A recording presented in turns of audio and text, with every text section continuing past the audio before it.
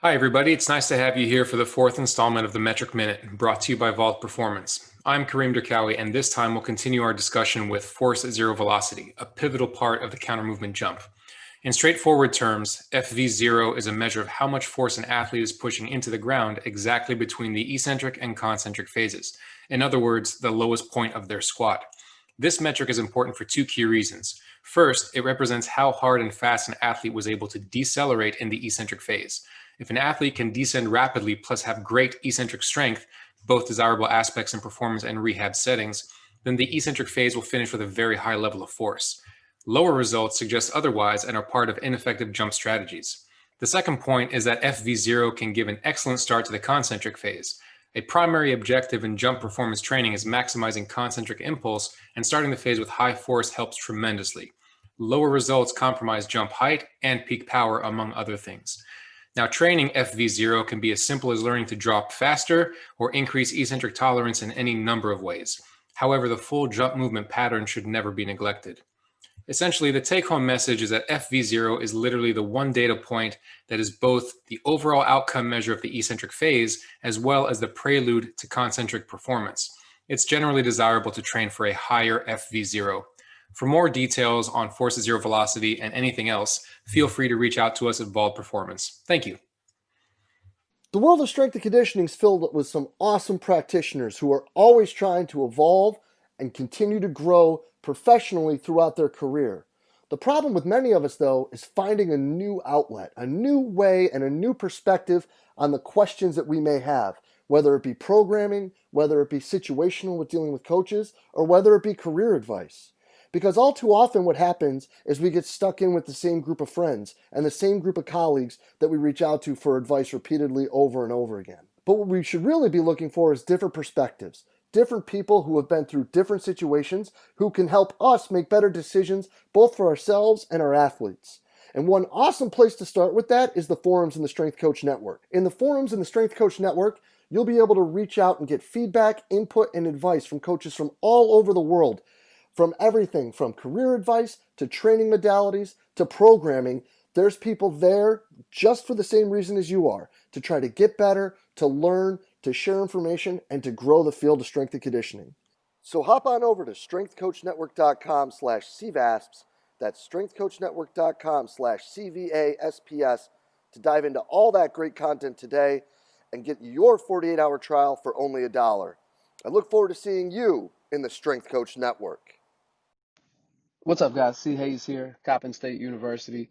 Hope everyone's doing well, staying safe, happy, and healthy to the best of your abilities during these challenging times that we're still working through. And hope everyone was able to get out and vote, either in person, today as I record on election day, or in days prior, or with an absentee ballot, and just making sure that your vote, your voice was heard. But what I want to talk about today is an injury that we suffered here on the men's side a couple weeks ago. And it was an injury that I really wanted to get through this year without, and of course, all strength coaches, sure feel the same. But that is an Achilles tear. And one of our men's basketball guys, very similar, eerily similar mechanism that we saw with Kobe Bryant, the late, great Kobe Bryant, a few years back. This individual on our team didn't have the ball, but he was going to make a cut and just plan it, and boom, that was it. And it went down, and he knew right away. I thought he was just exaggerating a little bit. Was actually able to put pressure on it and walk off on his own. So I was optimistic, but it was in fact an Achilles tear, and a full Achilles tear at that. So, of course, the first 24, 36, 48 hours were an emotional one. For me, it was the first time as a full-time strength coach that, one of my athletes experienced a season-ending, injury, whether it be Achilles, ACL, or otherwise. In baseball, I had one or two UCLs, but other than that, was fortunate enough to not have that happen yet. So very emotional for me, and of course I was asking myself a million questions, what could I have done differently? What could we have done differently? Is this my fault? And this monologue isn't meant to be about that, certainly not about me. It's about this young man, and the fact that he has to take basically a year away from the game now, to rehab, but more so, what are we going to do differently? What what are the positives that we can take away from this? And I think the biggest adjustment we've made off the bat, probably two of them, but the one biggest adjustment is just our workload. We traditionally our men's program, I haven't had, going into year three here, I usually don't have to worry about workload that much because our staff, with their NBA background and Division I playing background, um, they usually have a really good feel for workload, what a practice should look like, what's too long. We typically don't go longer than 75 to 90 minutes on any given day. And in season, it'll be 50 to 60 to 70 minutes, right? So it's typically not a concern of mine. But of course, coming off the pandemic, we've been more mindful of it. I've been more mindful of it. But I kind of let it slip because we were going 3 days, 5 days in a week. So Monday, Tuesday, Wednesday, on Thursday off, Friday, Saturday, on Sunday off. That was our weekly split for the past few weeks. And I don't think there's anything wrong with that layout. We typically don't like to go more than 3 or 4 days in a row, just so that every day can be high quality and intense. But within those first 3 days, Monday through Wednesday, we didn't have any undulation. We would lift Monday, Wednesday. So in theory, Tuesday was a lighter day, but all 3 days of practice were intense, a hard 70, 80, 90 minutes. And while in years past, I don't think that was a bad thing.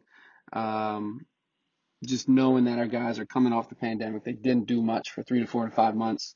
While they're getting stronger, they're getting fitter, their CNS is getting better, their aerobic development, cardiovascular, all that stuff is increasing. We know that connective tissue, specifically tendons, ligaments, take more time to adapt, right? So basically now what we're doing moving forward is getting more undulation in our weekly training week, where we're going 3 days on and 1 day off until the season starts. But within those 3 days, that middle day is going to be a low day. So lower intensity, of course, by drill selection, most 5-VO offense, shooting, more skill development based. So that first and third day will still be a high intensity full team practice, 75, 90 minutes, with a lift typically on those 2 days. But that middle day is going to be a low intensity, almost like a recovery type day. And that's something, just thinking back to my days at Louisville years ago with our sports scientists and what we were able to do with Catapult and GPS. We don't have that here, but we always wanted to avoid medium days, right? Because they don't really allow for recovery, but they don't really allow for enough stimulus to actually get fit or strong or whatever.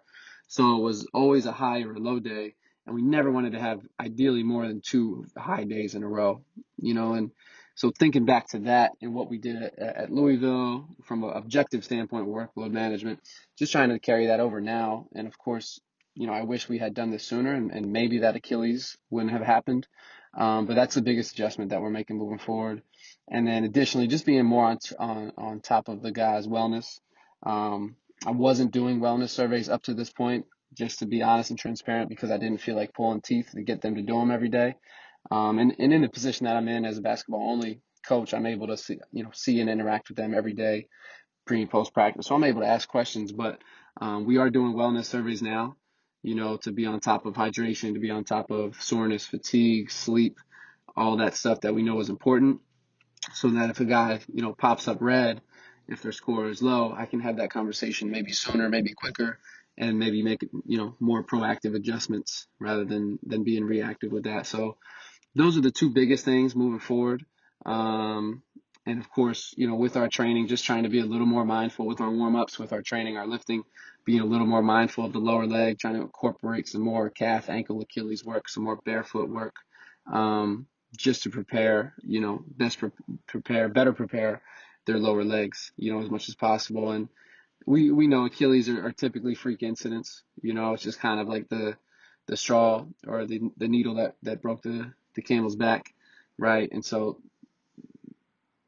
hopefully we don't have another injury of that nature. But of course, when something like that happens, we want to do as much as we possibly can to make sure it doesn't happen again. But the last takeaway, guys, that I want to share and I want us to all remember and think about for ourselves and maybe share with our student athletes is just that tomorrow is not promised, right? And we learned that with the passing, early this year, 2020 has been a tough year, right? We learned that first with the tragic passing of Kobe and his daughter and the other individuals in that helicopter in January, that life can be taken in a moment. And not to over exaggerate this situation, right? This young man still has a scholarship. He still has an academic year to pursue, and he still has hopefully a basketball career to pursue after this year. So not to make basketball or sport bigger than life, but we saw with Kobe in January, um, and of course with this pandemic, the shutdown, the quarantine, how everything was almost overnight, just taken away from us. Our lives as we knew them, going out, having a beer, socializing, hanging with friends and family, all of that changed almost overnight. And while we've gotten most of that back, it could be taken away again, as numbers begin to spike again, or are spiking big time again with COVID. So, my point just being, whether it be an injury, whether it be a pandemic and a virus, whether it be a tragic incident, this year more than as much as ever has shown us that tomorrow is not promised. And if we are fortunate enough to get tomorrow, it may look very different, than what we expect or what we are used to. So, just take that one for yourselves. Don't get comfortable. Let's continue to remember that we're coming off of a 3, 4, 5 month quarantine, when our athletes weren't doing much. Continue to push the envelope, get comfortable, be comfortable with being uncomfortable, right? Don't get overly comfortable with what we're doing day to day. Continue to challenge each other, challenge ourselves, ask the right questions. And just don't get complacent. Not that I was, but I think maybe I was a little too comfortable, and I wish, I would have reevaluated our workload, and what we were doing on a day-to-day, week-to-week basis a little closer, and maybe we could have made those adjustments sooner. But all that being said, just continue to ask questions and push the envelope, think outside the box with what we're doing from a training standpoint. And then just for us, for our athletes, a reminder that tomorrow is not promised. And so within what you have today, of course, appreciate it, be grateful for it, and make sure you give everything that you have, because tomorrow could be very different with the college basketball season around the corner. Of course, as of now, it's going to happen. We hope that it happens, but you just never know. So that's it, guys. I hope my hope for this was that, we could talk some training and actual workload management, all that cool, fun stuff, and maybe take something away from that. Of course, just being transparent about what happened with us and what we did and what I think we need to do differently moving forward. And then also just, the thought process behind kind of the emotional side of it and just not taking anything for granted. All right. So thank you, guys. Hope everybody got something from that. Would love to talk further, if anyone wants to reach out. And as always, thank you to Jay, man, for the platform, for CVAPs, for everything you do for our field, just for making us better, man, and being great. So thank you. Happy holidays and stay safe.